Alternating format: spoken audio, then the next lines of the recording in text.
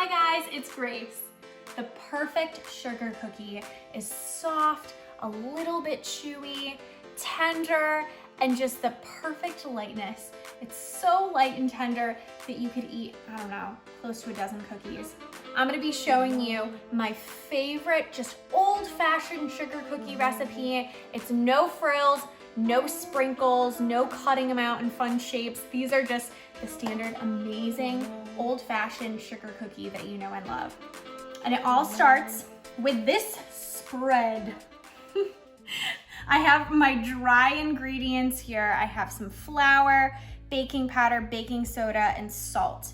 And I'm gonna be combining all of them and I'm gonna whisk them together so that they're nice and combined. So I have here my baking powder. Now baking powder is what makes cookies cakier. A little bit more, I don't know, thicker, cakier, denser. And baking soda makes your cookies a little bit thinner, they spread out more, and they're chewier. So a lot of sugar cookie recipes call for one or the other, either baking powder or baking soda. But what if you want something in between? You want something that's a little bit cakey, that doesn't spread out completely so it's thin and crisp, but you still want that chewiness. And that's what you get with this recipe. And then I have just a dash of salt. Oh, the salt is sticking.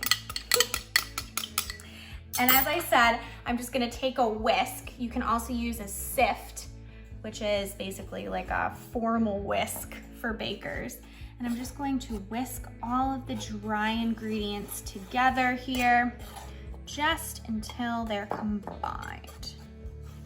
So I'm gonna set our dry ingredients aside and I'm going to work on creaming our sugar and our butter together.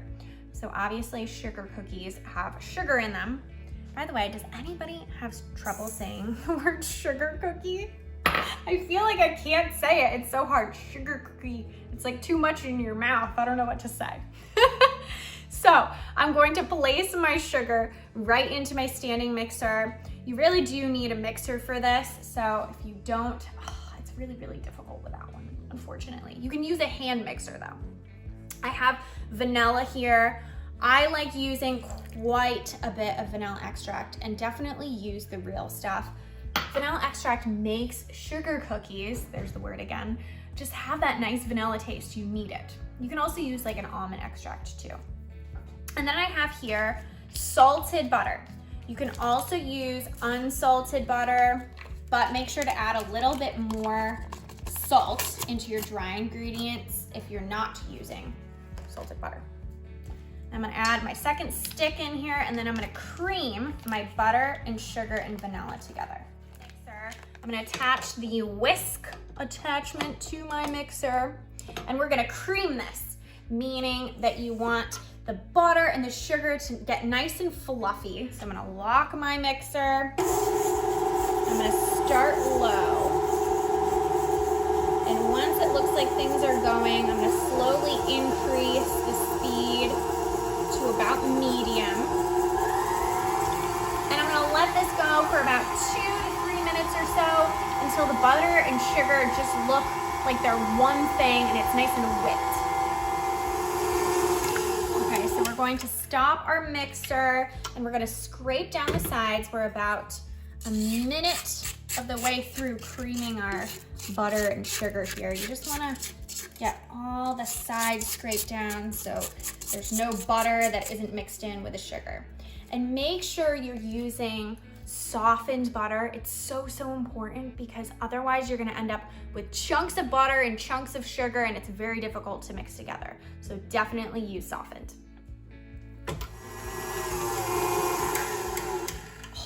Don't you just wanna eat that? Am I the only one that thinks that? It's kind of gross because it's just butter and sugar, but it smells really good. All right, so I'm gonna scrape down the sides once again, and now it's time to add an egg, and this will just bind everything together. So I'm gonna crack it right in here. All right, so this is when the art of the cookie comes into play. You don't want to overmix your dough now. You just want to mix the dough until it's just combined. So we have our egg in there. I'm just gonna lower our mixer, turn it on, about medium. just combined. Okay, so the egg has disappeared, and that means we're all set. I'm going to, again, you want to scrape down the sides, you want to scrape down the actual whisk attachment here, just to make sure everything's combining the way it should. And then I have my dry ingredients. It's time to add the dry.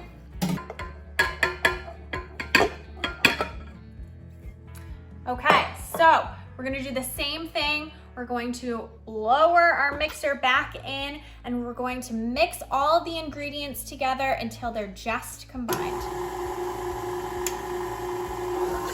I'm trying to get this out. Our dough's all mixed. Look at that.